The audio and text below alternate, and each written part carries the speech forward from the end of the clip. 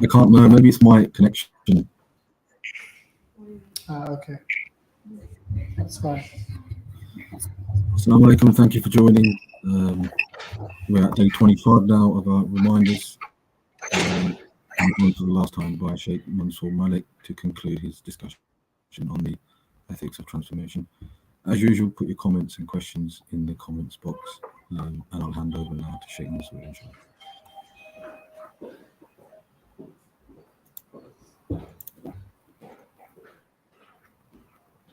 بسم الله الرحمن الرحيم إن الحمد لله ونستعين ونعوذ بالله من شرور أنفسنا ومن سيئات أعمالنا من يهده الله فلا مضل له ومن يضلله فلا هادي له وأشهد أن لا إله إلا الله وحده لا شريك له وأشهد أن سيدنا محمدا عبده ورسوله. Assalamu alaikum and welcome to all. Today we have our fourth and final session on the topic of spiritual transformation or the ethics of transformation in Islam. My objective today is to round off the discussion, to highlight some of the key points which we discussed along the way, and to close with some examples of ways in which we can see how the transformative process bears fruit. So to begin, I would just like to remind us all that the fundamental philosophy of transformation in Islam is one which is grounded in understanding the true nature of the human being, in understanding ourselves and the way in which we have been created by Allah subhanahu wa ta'ala. We're able to understand what He intends for us. We're able to understand the manner in which He wishes for us to worship Him. And we mentioned that the fundamental distinction between man and the varying forms of God's creation is that Allah subhanahu wa ta'ala has created man with two particular qualities. He's created us on the one hand with a deep and unique capacity to know Him. And this is the capacity of knowledge. He has also created within us a unique capacity of will or volition, the ability to make choices. And if we reflect deeply, we will appreciate and come to know that the human being has been made unique in this respect, to conjoin within ourselves volition and knowledge is the unique disposition of mankind. A simple example would be to examine the world of the angels, where we see, of course, a deep and fundamental feature of that realm, that Allah subhanahu wa ta'ala has created the angels in a state of complete obedience. Yet, what we do not see in the realm of the angels is the distinct property and quality of volition, having an independent will through which one chooses whether to obey or disobey. So we learn about the world of the angels, and often we think and say, "Oh, look at that realm in amazement," as we should, to see that we have this perfect obedience which the angels demonstrate. But what we may often neglect to understand is that this is the nature by which Allah subhanahu wa ta'ala has created the beings which occupy that realm. And so it would be misplaced for us to seek to worship Allah subhanahu wa ta'ala in the way that angels do. Similar examples abound, whether we look at the inanimate world that Allah subhanahu wa ta'ala has created.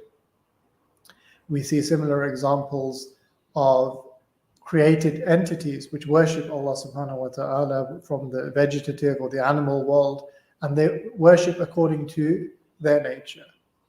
One which is lacking in will, volition, but also lacking in the unique properties of knowledge that we see in the realm of man. By extension here, although it's not really pertinent, the realm of man, speaking broadly, is the realm of man and jinn. So this is just something for those who are perhaps curious and thinking, what about the realm of the jinn? I'm speaking conjointly of both. So this has been the fundamental point that we need to come to appreciate, that once we understand Allah subhanahu wa ta'ala has created us according to this nature, then it becomes paramountly clear to us that the ways in which we turn to Him subhanahu wa ta'ala, which fall short of our exercising our knowledge and volition, are ways in which we fail to worship Him in the manner in which He has created us. And indirectly, this answers our question regarding transformation. When we come back to this question, how is it that we are to transform our conditions? Well, we are to do so according to the nature by which Allah subhanahu wa ta'ala has created us. So the mechanics, the mechanisms of transformation are the mechanisms by which we come to build a deep understanding, both in terms of knowledge and how we exercise knowledge in the world, how we come to know in the world, what forms of knowledge exist in the world, the way in which knowledge transforms our ability to see the world, to see Allah subhanahu wa ta'ala, to see the Prophet sallallahu alaihi wasallam, to see our history, to see the future that we're trying to construct. This is all within the realm of knowledge. But also the exercise of volition and will, and coming to understand exactly how we as human beings make choices. Choices which affect not merely our immediate actions, but choices that affect the trajectory of our lives and what we choose to pursue in the world, what end goals and objectives that we seek to pursue. So knowledge and volition together are the pursuit of the Muslim, the human being, in seeking to transform his or her condition. And to give practical examples today, because it is the fourth and final session, that's going to be one of the main objectives, to just in a very simple way to highlight a few examples that we can focus on. But before mentioning the examples, it's worth setting the stage. And in doing so, I'll mention two preliminary points. The first point is to remember that these examples that I'm going to share shortly have never been the focus of these 4 sessions. I've tried my best, and I want to again reiterate the same point again and as often as I can, that when we are often presented with examples that we can employ, we lose track of the overall narrative, the overall conversation.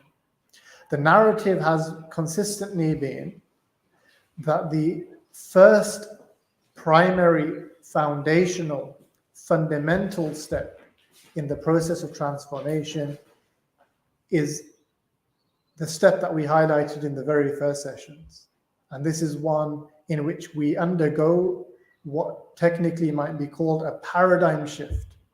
A paradigm shift is a shift in our understanding. It's the shift in the way, as I've reiterated a few times, the way in which we see the world, the way in which we look out at the world.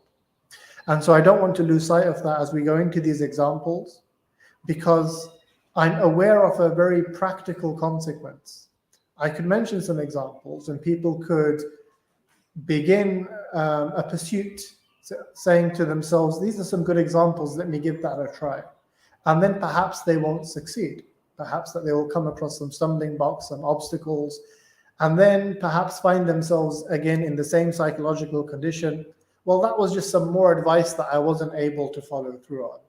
There's some more advice that I've taken, and this is even worse, in fact, one might say to themselves, because this is advice came within sessions that were earmarked as being ones about transformation and the correct process by which one undertakes transformation. So surely the advice given within those sessions would be the one that sticks. And if that doesn't stick, then perhaps there was something wrong with what was being taught, or there's something wrong with me. But all of that misses the point, because what I keep reiterating again and again, the examples that I'm about to share are not the purpose of these 4 sessions. The purpose of these 4 sessions is for each of us to realize fundamentally that we have not begun the very foundational steps which need to be undertaken in the path of transformation. It's not to begin with asking for examples of what one can do to transform themselves and then to try and once again fail and then try again and once again fail. It's to first undertake the fundamental processes and to be part of those fundamental processes. So I want to reiterate that point, that what we need to really see in the community is a dedicated conversation, a dedicated discussion and dialogue regarding this topic of how we as human beings improve our condition, how we as human beings improve our standing before Allah subhanahu wa ta'ala. What are the fundamental changes that need to take place in terms of our vision and how we see the world?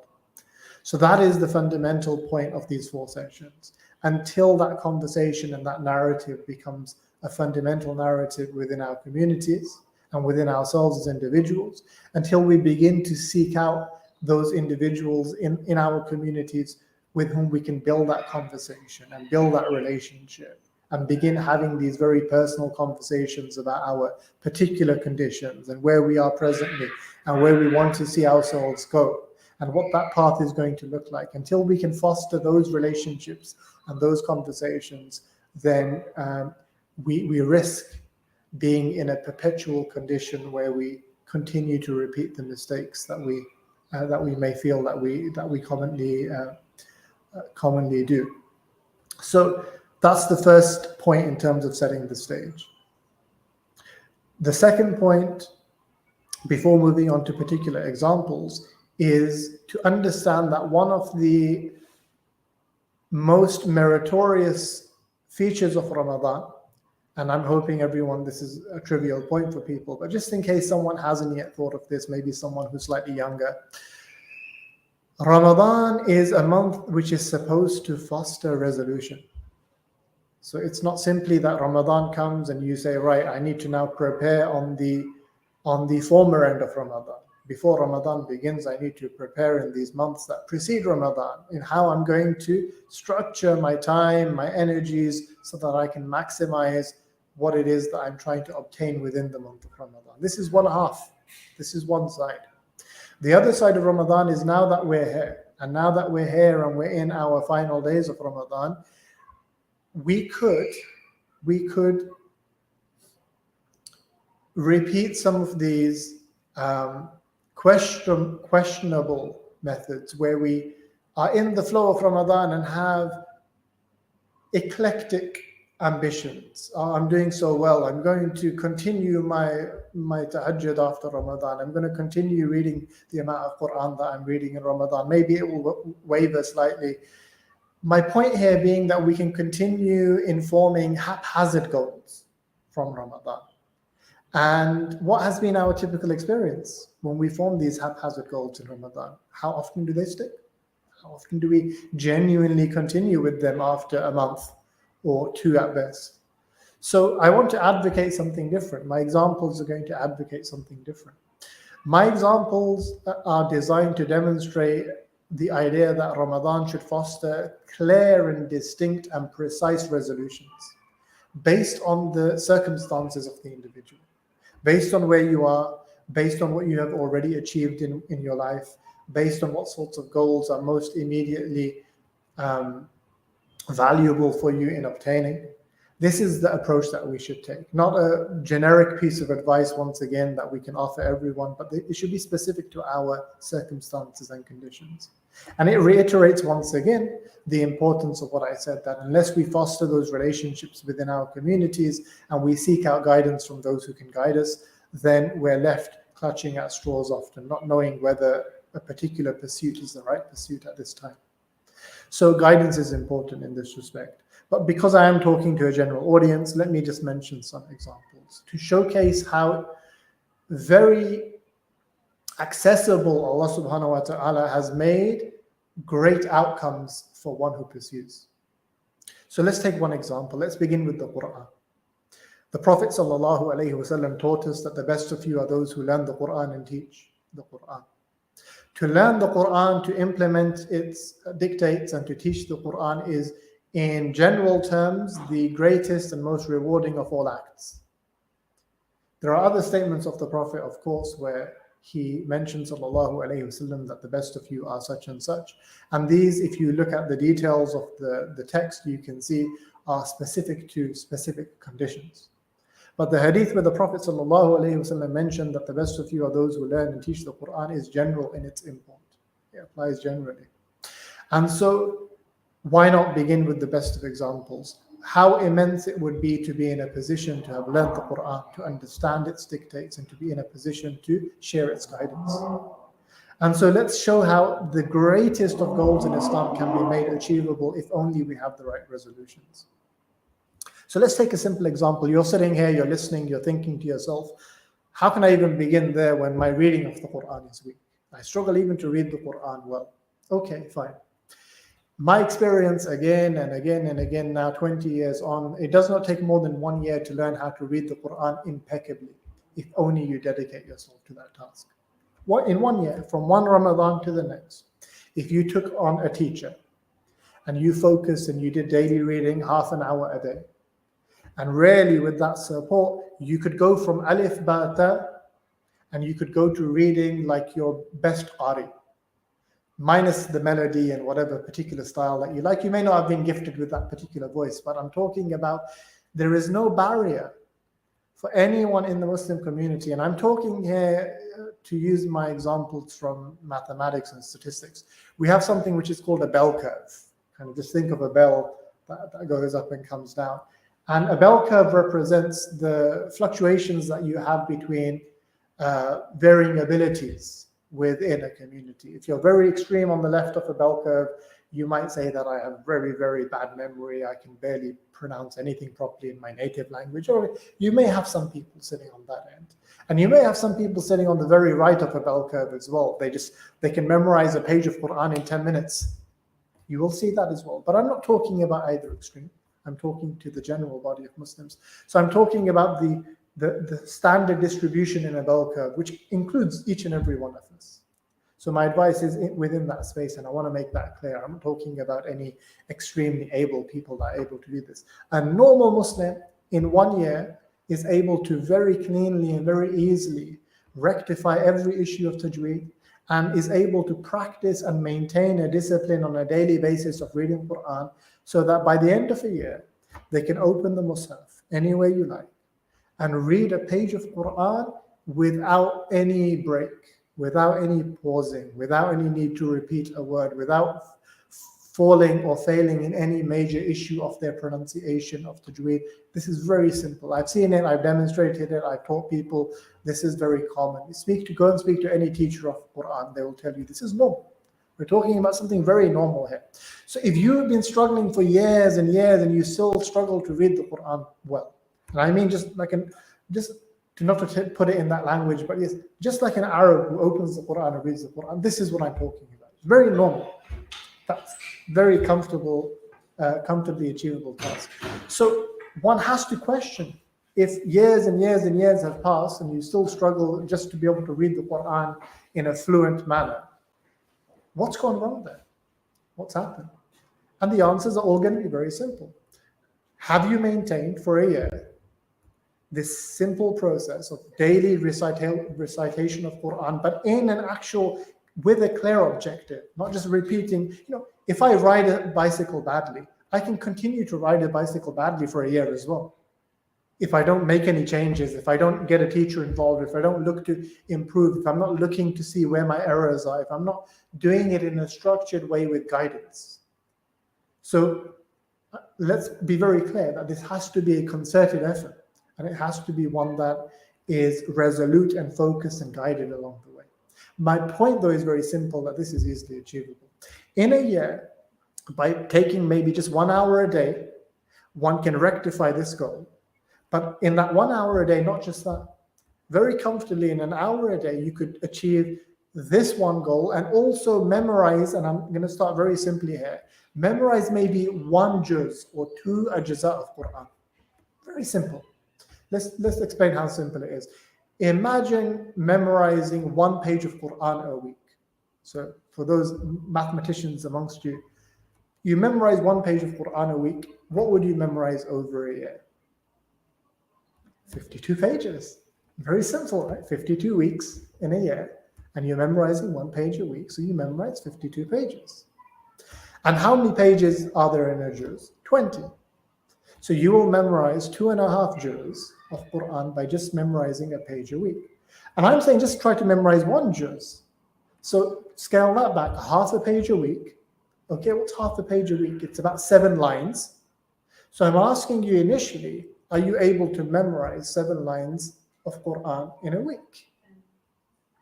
You could, and some of you are thinking 1 a day. That probably wouldn't be the best method. And this is, again, to reiterate the point, you need teachers. You need people that are going to explain this to you.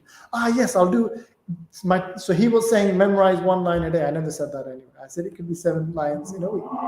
There's a way to do this. There's a way when you speak to people that have memorized copious amounts of Quran or have memorized the whole of the Quran, they will tell you how you will do these things. And so again, it reiterates the same point. We need to be in those relationships with people who can guide us. But that's not my point here. My point here is look how immensely achievable this is. This is just 1 hour of your day if you're consistent with it across a year. Think about what you achieved just after 1 year of your life. You're able to open the Mus'haf and read it cleanly with good tajweed, and you've memorized a juz of Quran. 1 year, that's what it is. Simple goal. And this is not a big goal in that I'm saying to you, remember those 15 hours I spoke about in the week? We're not even talking about all of those hours here. We're just talking about a small amount a day if it's structured and it's maintained. And it sets the seed. Because if you can memorize half a page, 7 lines, and you've trained yourself over a year to be able to memorize 7 lines, because the way you'd actually do it is to memorize it on 1 day out of that week. And you'd use the remaining 6 days in the week to revise, to do your muraja. And you may have to build up. You might say, I can't memorize half a page in one sitting or 1 day. So you may begin initially by doing it over 2 or 3 days, just 1 or 2 ayat or 1 or 2 lines. But eventually, over a whole year, this is impossible. Somebody's going to come and say to me that they're not able to achieve this. If they're in the bell curve that I'm talking about, because I've had enough experience, I won't accept it from you. Honestly, I've taught people of all abilities, and we're not talking here about anything great. So by the end of that year, you've also built up the ability to memorize half a page of Quran in a sitting. Now what you do is you take that ability because part of it's also enmeshed with the fact that you can now read Quran fluently. People wonder why they can't do things, because things go together. If you can't read Quran fluently, if you're not comfortable with the tajweed, you have problems in terms of knowledge and volition. You don't have the will to read, because it's a struggle. So you don't have the will to read. Why do we find it easy? Because you have the will to read. Why do you have the will to read? Because it's a pleasure reading. Why is it a pleasure reading? Because you read with tajweed and it's fluent. Do you see Arabs sitting there and they're struggling? I can't pick up the Mus'haf. You meet an Arab, whether they're practicing or not, whether they learn it or not, they can open the Mus'haf with ease.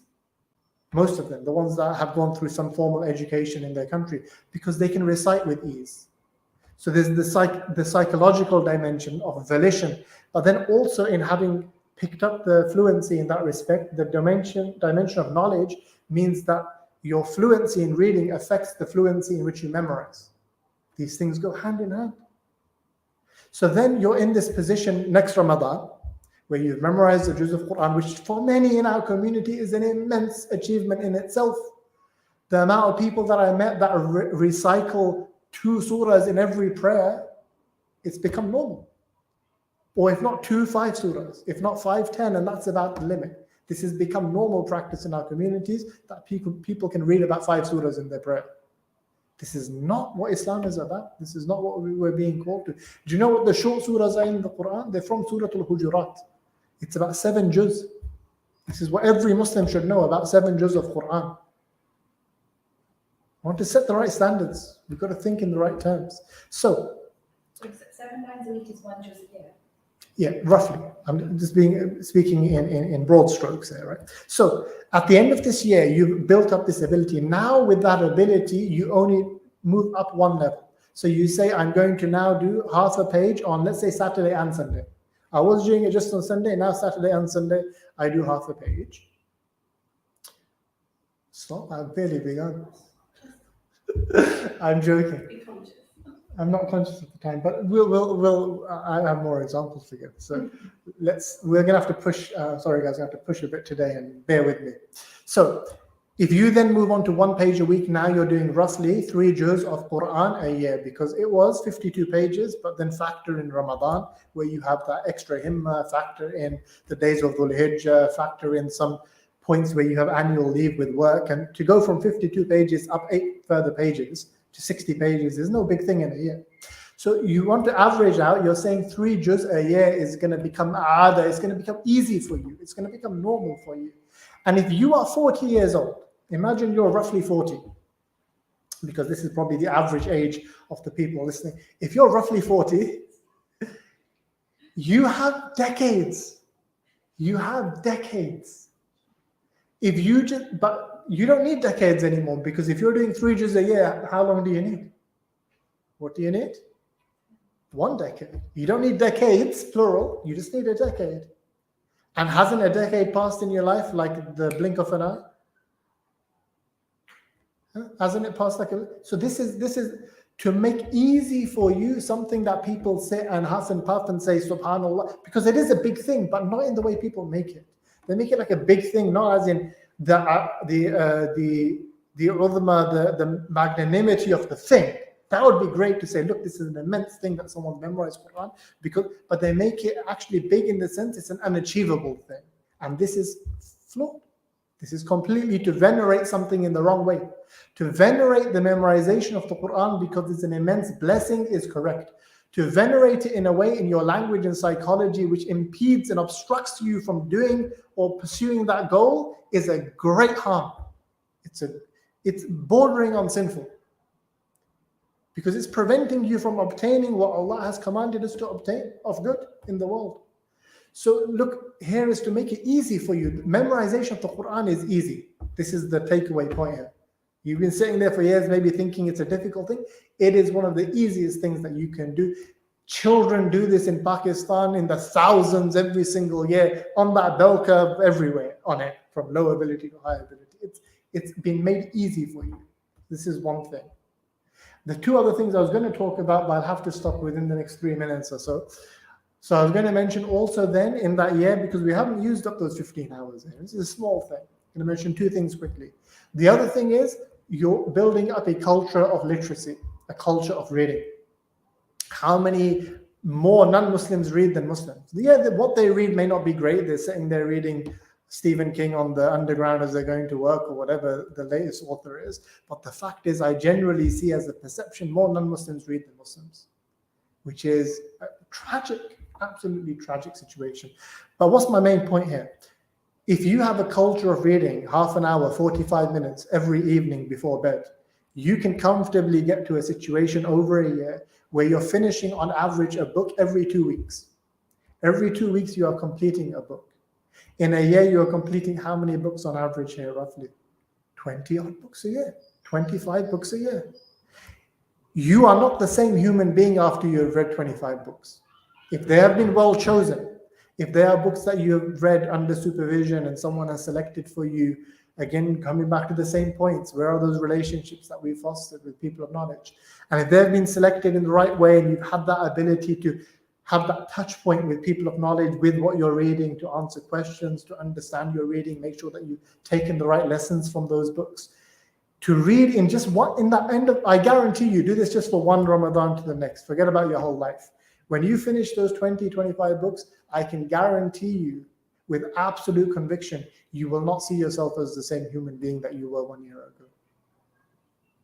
You have been filled with knowledge, filled with understanding. Like I said a few lessons ago, don't underestimate the power of the written word just because it's not at the asal of our tradition, which is to the passing of knowledge from a human being to a human being. Absolutely, this is the asal. But also the written word is something which is sacred in this tradition. So this was the second thing I was going to speak at length about, but I'll just highlight it here. This is the second goal. And the third then, because all of it pertains to the Quran, let this message not become clear. I began with this point that the best of you are those who learn the Quran and teach it. To learn the Quran is a multi-dimensional task. To memorize it is not sufficient. If somebody goes and memorizes the whole Quran, have they come to understand the Quran? Not necessarily. Have they come to understand it from one dimension? Yes. From its memorized perspective? Absolutely. The other dimension of the Quran is what? It's understanding, it's fiqh. This deep insight of the Quran. This comes from knowledge.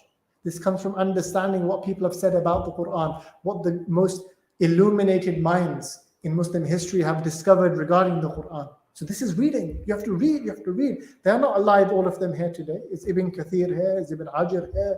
Are all the great scholars of Quran, At-Tabari, are they here sitting? But their books are here. And access to their books is here through the people who teach it. So to build this culture of literacy is to begin to tackle your understanding of the Quran from a second dimension, from the perspective of deep insight. And then a third is the language of the Quran. So the other third and final point I was going to speak about was the Arabic language. In a year, I cannot overestimate, what the right expression here is, but I cannot convey to you in the best terms how much is accomplishable in 1 year. Again, just by putting in roughly 3 hours a week. So, you carve out maybe an hour on a weekday evening, and then you put aside maybe 2 hours on a Saturday or a Sunday, something like this. But you do this every single week. And again, it's structured and you have the support of a teacher. By the end of 1 year, you will know, for example, anything around 1,000 to 2,000 words. If you're focusing around the vocabulary of the Quran, for example, those well-chosen 1,000 to 2,000 words would make up about 70% of the vocabulary of the Quran in 1 year. In 1 year. The basic structures through which you understand what the Quran is saying when you just look at it can be accomplished in that first year. And this is it, just these three things I was going to speak about. Memorization of the Quran, Arabic, the language of the Quran, and the literary tradition of Islam, the tradition of scholarship and reading and being involved in it, so that you can have fiqh of the Quran. And I've only given you what is achievable in 1 year. So imagine what's achievable in 5 years, in a decade, 2 decades. It's all available. It's so easy. It's been made an easy path by Allah subhanahu wa ta'ala. So what's the obstacle? Volition and understanding. The very things that I began the whole topic of transformation regarding. Our will to be instrumentalized for this intention and not the myriad of 1,000 other intentions that we instrumentalize our will and volition towards. Put our will and volition towards this objective and understanding how to do it, the granular details. So we build up knowledge, we build up understanding, and we can then prime ourselves to be able to complete these tasks. So very achievable goals here. And that's what I wanted to finish my session on, because it's an opportunity to say, look, the month of Ramadan will be leaving us, but the barakah of this month can be long lasting if we approach it in the right way. And so don't lose yourself in the myriad of small objectives and the myriad of fleeting ideas about what you're going to do after Ramadan.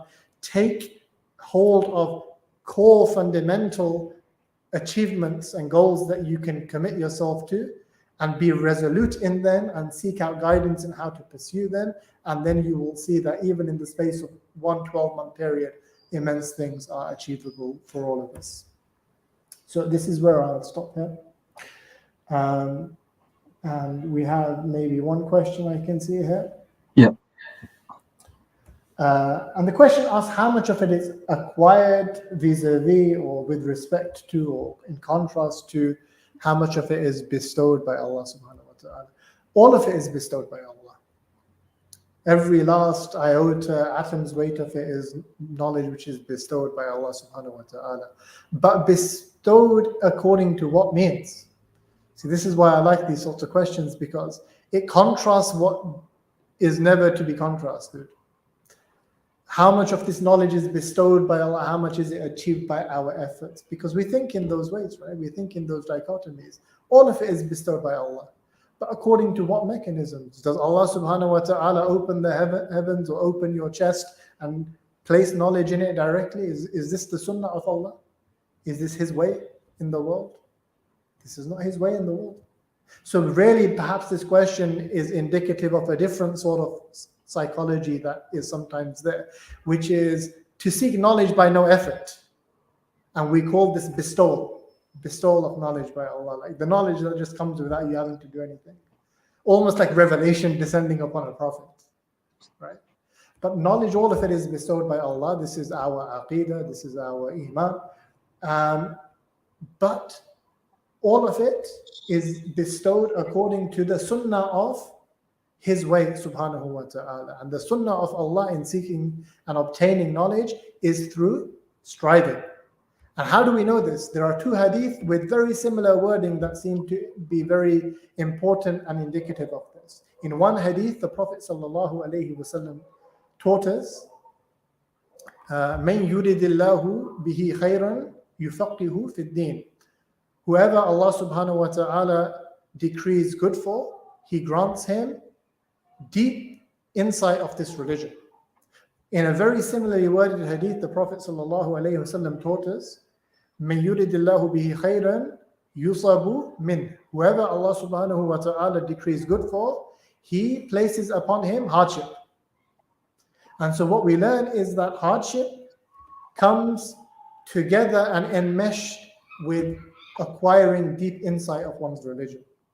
And we see this even in the Quran, where Allah subhanahu wa ta'ala teaches us, "Inna ma'al usri yusra."